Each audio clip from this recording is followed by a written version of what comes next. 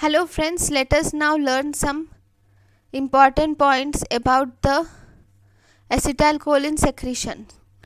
So in the acetylcholine secretion, this secretion occurs at the nerve endings, so that is the synapse.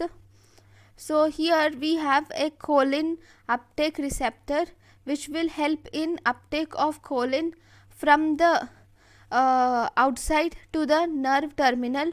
This choline combines with acetate to form acetylcholine. This acetylcholine, through the BAT receptor, it enters the vesicle. This vesicle and the acetylcholine is released to the outside by exocytosis with the help of calcium. This acetylcholine which is released outside will activate on nicotinic and muscarinic receptors, and this, in the presence of acetylcholine esterase, it forms acetate and choline. The combination of choline and acetate occurs with choline acyl transferase, which is a rate limiting enzyme. The rate limiting enzyme is choline acetyl transferase, but the rate limiting step in acetylcholine synthesis is choline uptake. Choline uptake is the rate limiting step.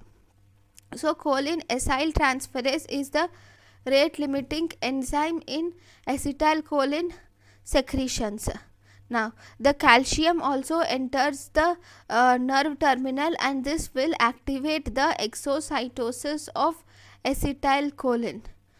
So let us now learn about the important drugs which are acting on different points in the same cycle. The same cycle I am explaining again. This is choline uptake.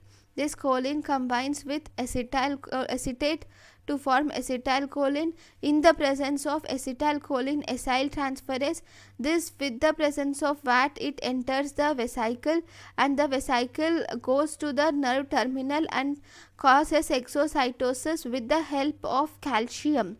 The acetylcholine will divide into acetate and choline, and this choline is goes back to the choline reuptake. Now the first block is at the choline uptake, that is hemicholonium is the drug which blocks the choline uptake. Then there is a drug called as vesamicol. Vesa is vesicular, which will block the vesicular uptake. Then we have the drug which is botulinum.